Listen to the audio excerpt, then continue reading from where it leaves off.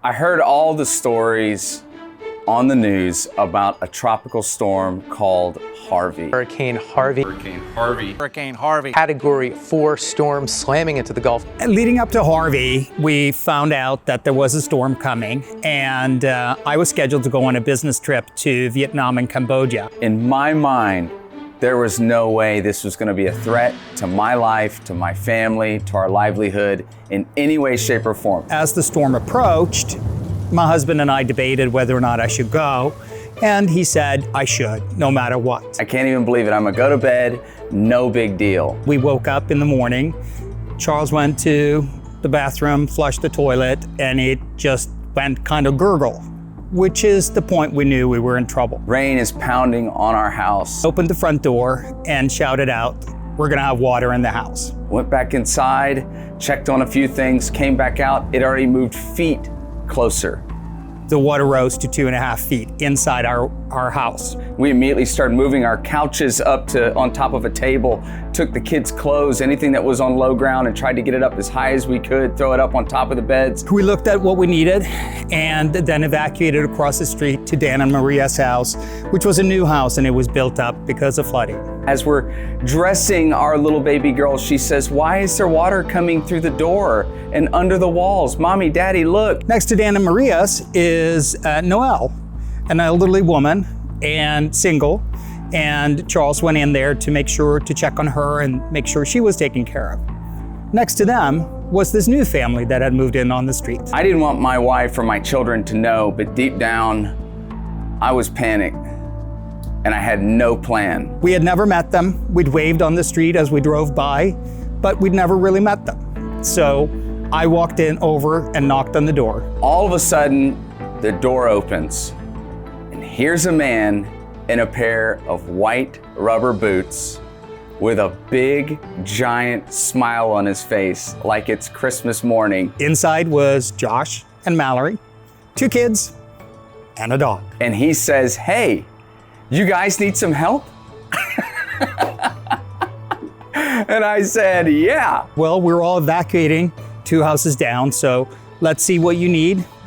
Let's grab that, and then let's go down the street. And so at that point, he helped us. He took our dog, we took our bags, and we walked all the way to high ground. He showed us which house we could go to and made the introduction. I didn't know him from Adam. I had no idea who he was, okay? And we get over to this house, and I have to tell you, the white rubber boots was my first clue. Maybe this person is coming from a different perspective in our world than me. The clear giveaway was then when I met his husband. And that's how we met Josh and Mallory.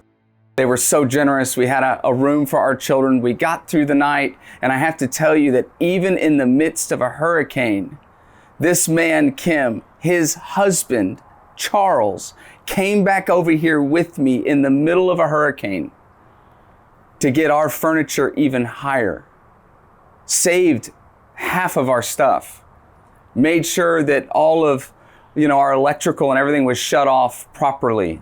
And I made sure to come back and find Kim, the one who had rescued us.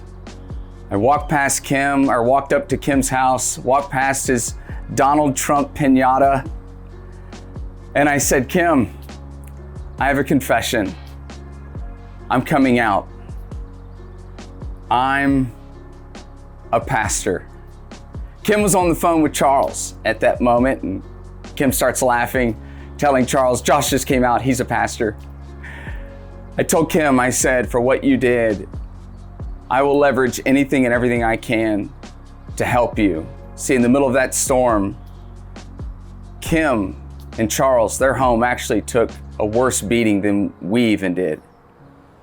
And so as ministry resources and people started pouring our way, I threw Kim 6 cheap beer drinking, Donald Trump voting, good old boys his way that probably helped him do more work in 12 hours than he may have done for weeks on his own.